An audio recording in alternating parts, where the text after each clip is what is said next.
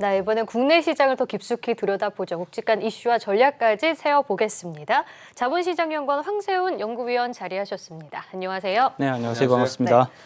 앞서 코너에서도 저희가 미국 시장과 우리 시장의 괴리에 대해서 짚어드렸지만 우리 시장이 계속 빠지다 보니까 자금도 많이 이탈이 되고 지금 거래대금도 상당히 많이 줄었어요. 이 개인 투자자들의 증시 이탈도 가속화된다고 하는데 어떻게 보고 계신가요? 네, 일단 현재와 같이 이제 주가가 지지부진한 상황에서는 계속해서 이제 자금이 이탈할 가능성이 더 높다고 봐야겠죠. 지금 개인 투자자들의 눈높이는 여전히 대단히 높은 수준까지 올라와 있다고 볼 수가 있습니다. 작년에 많이 신규로 진입을 하셨는데 작년에는 기본이 50%였단 말이에요. 그래서 눈높이가 굉장히 높아져 있는 상태인데 보통 이렇게 한번 눈높이가 높아지면 잘 안 떨어진다는 그런 이제 문제점이 있습니다. 대신에 이제 주가의 흐름을 결정하는 가장 중요한 주체는 외국인 투자자들인데 외국인 투자자들은 국내 증시에 지금 굉장히 부정적인 지금 반응들을 보이고 있단 말이에요. 계속해서 자금을 빼가고 있는 그런 상황이다 보니까 주가는 부진한 모습을 지금 면치 못하고 있고요. 이렇게 주가가 지지부진하게 될 때 사실 국내 주식 거래의 거의 50%를 개인들이 차지하고 있단 말이에요. 지금 50%에서 60% 그 정도의 비중을 차지하고 있는데 이 정도의 거래 비중이면 사실은 개인 투자자들이 가격 결정력을 상당 부분 가져가는 게 어떻게 보면 굉장히 합리적인 결과라고 볼 수가 있는데 현재까지는 전혀 그렇지 못한 것이 이제 조금 뚜렷하게 나타나고 있습니다. 외국인들이 거의 전적으로 가격 결정력을 가지고 있고요. 개인들은 굉장히 거래 비중은 없습니다만 외국인들의 이런 가격 결정력에 그냥 쉽게 말해서 그 추격 매수를 한다든지 항상 그 이제 후행 매매를 하는 그런 이제 패턴들을 보이고 있단 말이에요. 그러다 보니까 가격에 대한 결정력을 가지고 있지는 못하고요. 가격 트렌드가 이제 형성이 되면 단순히 그러한 가격 트렌드를 추종하는 이러한 방식의 거래가 주종을 이루고 있습니다. 그러다 보니까 외국인들이 떠나게 되면 계속해서 주가는 지지부진할 수밖에 없겠죠. 그리고 외국인들이 당분간은 돌아올 가능성이 그렇게 있어 보이지는 않습니다. 일단 테이퍼링이 시작되고 최소한 2주에서 3주 정도의 기간이 지나면서 테이퍼링의 그런 모습들이 구체화되는 그 시기까지는 사실상 외국인들이 돌아올 가능성은 거의 없다고 봐야 되는 거거든요. 따라서 외국인들이 다행히 12월 초나 연말 근처에 돌아올 수 있다면 그러면 이제 개인 투자자들도 안도하는 모습을 보이면서 주식시장으로 다시 이제 자금 유입을 본격적으로 할 수 있겠습니다만 현재와 같이 이렇게 지지부진한 가격 흐름을 계속해서 이어간다면 그리고 이러한 흐름은 사실 11월 달까지는 계속해서 이어질 가능성이 높다고 봐야 되는 거고요.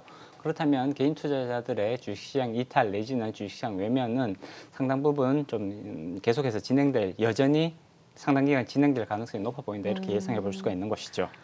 특히 대형주들의 그 지지부진함이 더 강조되는 것 같아요. 그 코스닥 시장은 확실히 요즘에 우리가 종목별 장세다 보니까 좀 선별적으로 움직이고 가장 좀 튀는 이런 섹터들도 있잖아요. 네네.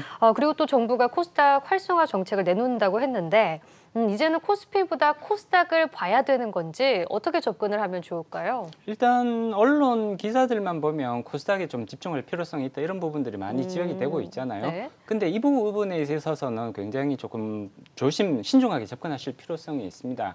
거의 매년 내년에는 코스닥이 뜰 것이다. 라는 식의 기사 내지는 언론 보도는 계속해서 이어져 왔다고 볼 수가 있습니다. 사실 내년에는 코스닥이 더 좋을 거다라는 기사를 검색만 해보시면 사실 거의 매년 연말 이런 식의 기사들이 나왔었거든요. 네. 따라서 언론상에서 코스닥에 대한 그런 긍정적인 기사, 물론 이제 코스닥이 우리나라 경제 발전에 중추적인 역할을 해야 되는 시장인 건 분명합니다만 현재처럼 개인 투자자 중심의 그런 시장이 계속해서 이어진다면 코스닥 시장의 레벨업은 사실 굉장히 요원하다 이렇게 조금 부정적으로 저는 평가를 할 수밖에 없는 거고요. 물론 좀 다행스러운 부분, 긍정적으로 평가할 수 있는 부분들도 나타나고 있습니다. 일단 정부의 활성화 의지는 대단히 강력한 수준이라고 평가할 수가 있는 거고요. 그리고 이번에 또 이제 12월 전환사채와 관련된 그런 제도 개선들이 있었단 말이에요. 그동안 전환사채의 리픽싱 규정들 때문에 이게 코스닥에 굉장히 큰 물량 부담을 가지고 있다라는 비판들이 많았단 말이에요. 특히나 IT 업종이나 건강관리 업종에서 이러한 전환사채 발행이 굉장히 러쉬를 이뤘었는데 전환사채는 발행되면 이게 지분 희석의 가능성 내지는 위험성을 가지고 있는 거고요. 리픽싱이 이루어지면 그만큼 이루어지는 만큼 더 크게 지분 희석이 이루어지기 때문에 상당한 물량 부담으로 작용할 수밖에 없습니다. 그동안 네. 코스닥 투자하시는 분들이 여기에 대해서 굉장히 많은 비판적인 목소리를 내오셨는데요. 이제 12월부터는 주가가 떨어질 때 리픽싱이 일어나는 경우가 이제 현재까지 상황이었다면 주가가 상승하는 경우에도 리픽싱이 충분히 일어날 수 있다. 의무화가 되었단 말이에요. 이렇게 된다면 물량 부담은 이전에 비해서는 확실히 경감되는 쪽으로 갈 수 있습니다. 코스닥 시장에서 주가 상승 이전에 비해서는 조금 더 뚜렷하게 나타날 수 있는 한 가지 요인으로 작용할 수 있다. 이렇게 말씀드릴 수 있을 것 같고요.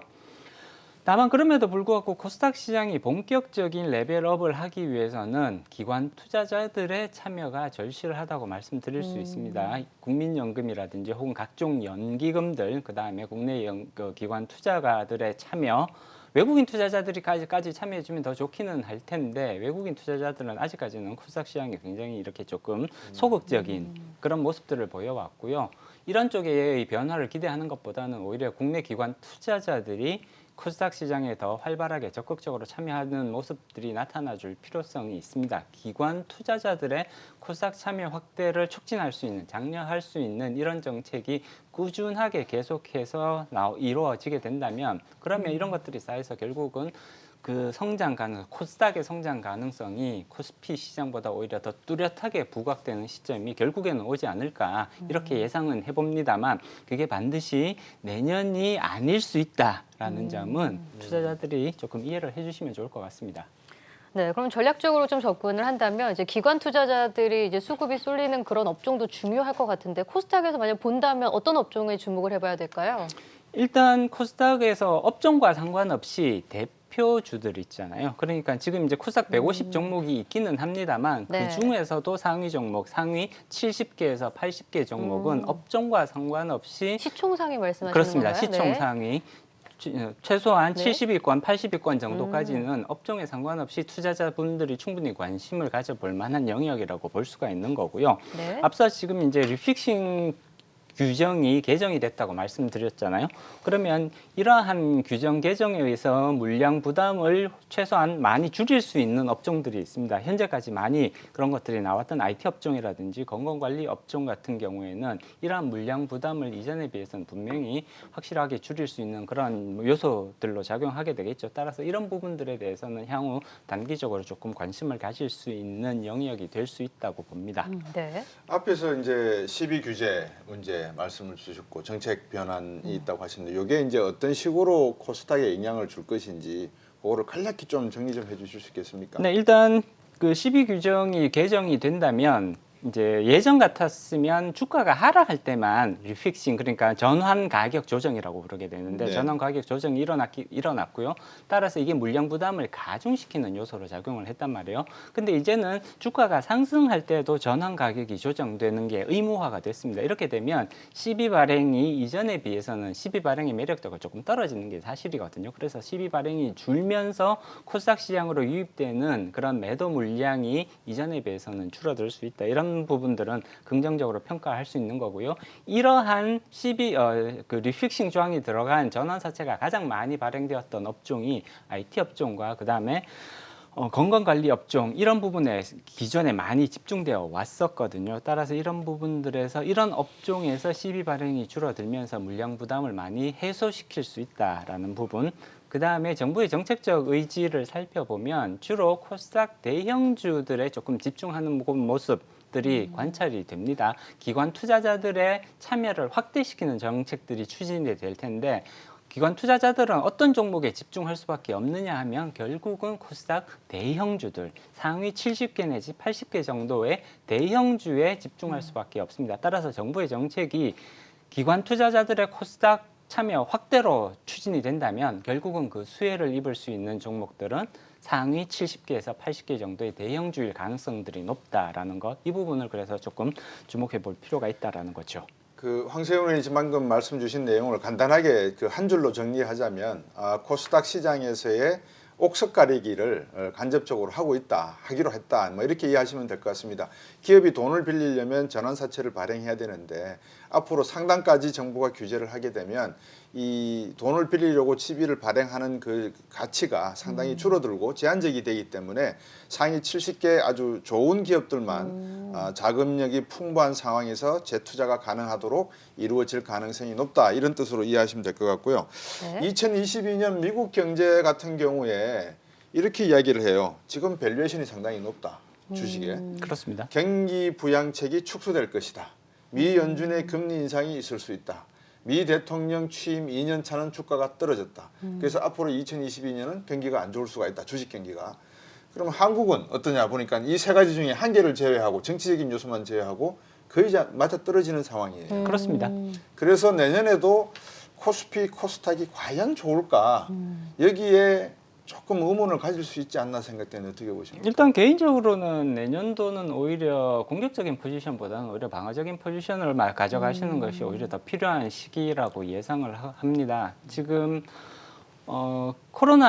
위드 코로나로 전환이 되고 있습니다만, 위드 코로나로 전환되는 과정에서 우리가 관찰되고 있는 그런 경기 회복세 내지는 기업의 실적 회복세들이 그렇게 예상했던 것만큼 그렇게 견조한 모습으로 나타나고 있지는 않거든요. 네. 더더군다나 지금까지 또 그렇게 그 코로나19 이후 동안 쌓아놓았던 지금 부채 수준이 지금 엄청나게 높아져 있는 상태입니다. 물론 연준이 테이퍼링을 합니다만, 테이퍼링을 이제 11월 달부터 시작할 예정입니다만, 그렇다고 해서 이 쌓아놓았던 부채 수준을 줄인다는 의미는 아니거든요. 부채를 지금 빠른 속도로 쌓고 있다가 천천히 쌓겠다, 내지는 이제 쌓는 걸 이제 중단하겠다라는 의미 정도를 가지고 있습니다. 그렇기 네. 때문에 이 쌓여있던 부채가 해소되는 과정으로 가는 건 아니고요. 계속해서 그 부채는 여전히 내년 그리고 후내년까지 남아있을 가능성이 상당히 높다고 봐야 되는 거고요. 이렇게 된다면 결국은 이렇게 높은 수준으로 쌓여있는 부채들,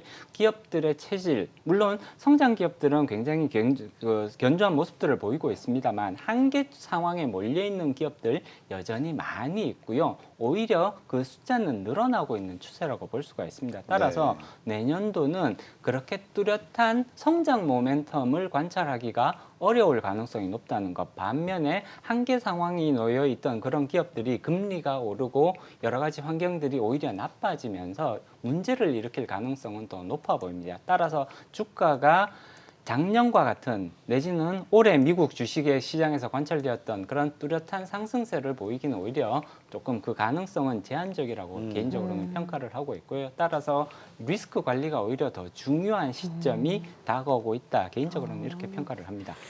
네, 연구위원님께서 앞에서 우리 투자자분들의 눈높이가 상당히 높아져 있다라는 말씀을 하셨잖아요. 근데 특히 이제 MZ 세대들이 이제 코인 시장이라든가 이런 쪽에 많이 몸담기 때문에 거기는 이제 급등락을 계속하는 상황이기 때문에 하이 리스크, 하이 리턴 이런 방식으로 접근을 하거든요. 그래서 장외 시장도 최근에 굉장히 많이 활성화되고 있다고 하더라고요. 네, KOTC 그렇습니다. 시장의 시총이 30조를 돌파했다고 하는데. 지금 장외 시장 특성과 좀 투자는 어떻게 접근하는 게 좋을까요? 일단 장외 시장을 보실 때 제일 먼저 이해하셔야 되는 부분이 이제 크게 주식 시장은 크게 공모 시장과 그다음에 사적 시장으로 구분해 볼 수가 있습니다. 공모 시장은 투자자 보호가 상대적으로 굉장히 뚜렷한 시장이죠. 그렇죠. 반대로 사적 시장은 투자자 보호가 거의 없는 시장이라고 평가할 수가 있습니다. 그 장외 거래 시장은 사실은 이 투자자 보호가 거의 없는 이 사적 시장, 이 영역에 속한다고 볼 수가 있는 거거든요. 그렇기 때문에 여기에는 사고가 발생했을 때 투자자 보호 규정이 상대적으로 미흡하다는 점을 반드시 이해를 하셔야 되는 거고요. 그리고 기업에 대한 정보를 얻기도 공모 시장보다는 이런 사적 영역에 있는 시장들은 상대적으로 더 어렵습니다. 어떻게 이제 예를 들자면 그런 이제 재무제표 같은 것들은 공시를 통해서 충분히 찾아보실 수 있습니다만, 예를 들자면 기업 분석 보고서라든지 내지는 언론상의 보도라든지 이런 것들이 상대적으로 더 떨어질 수밖에 없는 거거든요. 그렇기 때문에 기업 정보를 구하기도 상대적으로 더 어렵다라는 점은 분명히 염두에 두셔야 되고요. 그만큼 더 위험성이 높은 영역이라는 것들을 이해하신 상태에서 투자 의사 결정을 내리실 필요가 있습니다. 다만 그럼에도 불구하고 사적 영역 시장, 특히 장외 시장, KOTC 같은 그런 장외 거래에 대한 관심도가 높아지는 것은 상장을 염두에 둔 그런 투자가 확대되고 있다, 이런 이제 추세와 맞물려 있는 거거든요. 그리고 이러한 비상장 주식에 대한 투자에서 높은 수익이 나타나는 경우들도 종종 관찰이 됩니다. 그렇기 때문에 KOTC와 같은 그런 거래 플랫폼을 이용해서 비상장 주식을 거래하는 것 자체는 충분히 고민해 보실 수 있는 그런 투자 방향성이라고 볼 수가 있겠죠. 다만 비상장 주식에 대한 거래는 상대적으로 거래의 안정성이 높은 KOTC와 같은 그런 공식 채널을 이용하시는 것이 더 좋습니다. 지금 사설 플랫폼 같은 경우들도 비상장 주식의 그런 거래를 지원하는 사설 플랫폼들이 있거든요. 네. 그렇지만 조금 더 공적인 성격이 강한 KOTC와 같은 이런 공적인 그런 플랫폼을 이용하시는 것을 오히려 더 적극적으로 추천해 드리고 싶고요. 그 다음에 이 전체적인 주식 거래는 항상 투자 포트폴리오의 관점에서 접근하실 필요성이 있습니다. 따라서 포트폴리오의 일부 비중으로서 장외 주식 거래, 비상장 주식을 가져가시는 것은 충분히 그 전략으로서 우리가 고민해 볼 수 있는 가치가 있겠습니다만 그 비중을 지나치게 높게 가져가시는 것은 조금 신중하게 접근하실 필요성이 있을 것 같습니다. 네. 네. 우리 황 위원께서 황세훈 위원께서 말씀을 주실 때 갑자기 이낙연 교수가 아까 하신 말씀이 생각이 나요. 뭐냐면 기업 정보를 취득을 할 때 보통 애널리스트 분들은 아주 낙관적인 내용들을 많이 쓰시지 비관적인 내용은 안 쓰시잖아요. 그렇습니다. 거기에다가 저도 미국의 이제 일간지나 경제 관련지를 많이 좀 보려고 하는데 우리나라에 전달되는 내용하고 이 좀 한 일주일, 많게는 일주일 네, 격차가 있습니다. 격차가 존재를 하더라고요. 네. 그러다 보니까 정보가 상당히 취약하더라고요. 자, 여러 가지를 뭐 주어진 조건이라고 뭐 일단 가정을 하고 거기 한 가지 더 국민연금이 말입니다. 최근에 그 국내 증시에서 11개 종목 지분을 갖다가 한 1% 정도 네네. 줄이기 시작을 했어요. 그러니까 그렇습니다. 주식시장도 빠지는 건 당연한데 네. 왜 그렇습니까? 국민연금마저도 동쪽을 바라보고 있습니까? 왜 그렇습니까? 일단 국민연금의 국내 주식 비중 축소는 이거는 장기적으로 설정된 방향성이라고 볼 수가 있습니다. 이 방향성에 대해서 조금 이제 비판적인 견해를 가지신 분들도 계실 텐데요.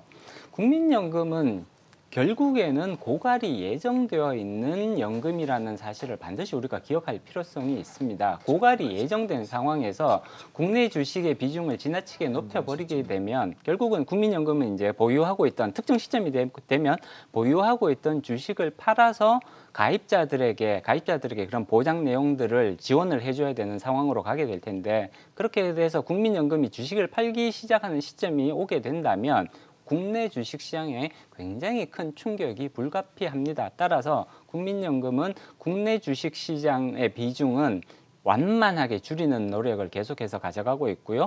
해외 주식시장에서 완만하게 그 비중을 높이는 이러한 전략을 지금 꾸준하게 추진하고 있습니다. 국민연금의 국내 주식 비중 축소는 이러한 관점에서 이해를 해주실 필요성이 있고요.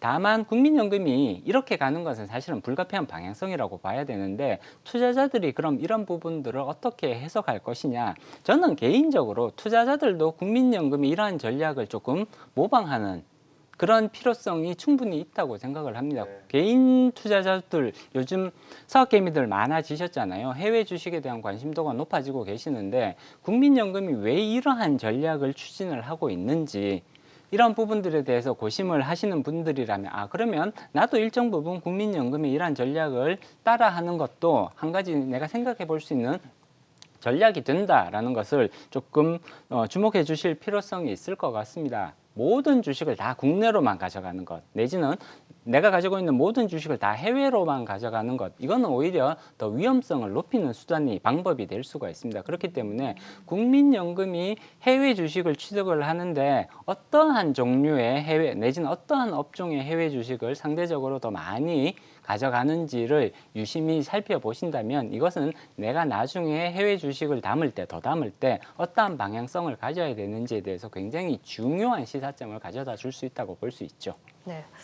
그런데 국내 시장 흐름이 워낙 안 좋다 보니까 이제 대형주 매매하시는 분들 가운데서 이제 공매도 폐지를 주장하는 분들도 이제 많잖아요. 근데 최근에 뭐 대선 후보 중에도 그렇고 이제 홍남기 부총리가 MSCI 선진지수 편입에 대해서 언급을 하지 않았습니까? 근데 네네. 그러면은 공매도 폐지가 조금 또 걸림돌이 될 수도 있는 건데 이에 대해서는 어떠한 시각을 갖고 계신가요? 네, 일단 공매도 폐지는 상당히 신중하게 접근해야 되는 사안이라고 평가를 합니다. MSCI 선진국 지수 편입 여부와는 상관없이 공매도 폐지 자체는 굉장히 신중하게 접근할 필요성이 있다는 거죠. 지금 보면 개인 투자자들과 그다음에 이제 학계나 그런 연구 쪽에 종사하시는 분들과 굉장히 크게 지금 이제 견해가 갈리는 부분이 공매도일 텐데, 이 공매도를 만약에 폐지를 하게 되면 진짜 우리나라 주식시장이 갈라파고스화 되어버릴 위험성은 충분히 존재를 하는 것이거든요. 따라서 MSCI를 감안을 할 때 당연히 이거는 부정적인 영향을 미칠 수밖에 없는 거고요. 이거를 감안하지 않더라도 공매도 폐지는 굉장히 부정적인 결과를 가져올 수 있습니다. 따라서 조금 신중하게 접근할 필요성이 있는 거죠. 네, 알겠습니다. 오늘 말씀 여기까지 듣겠습니다. 자본시장연구원 황세훈 연구위원과 함께했습니다. 고맙습니다. 고맙습니다. 고맙습니다.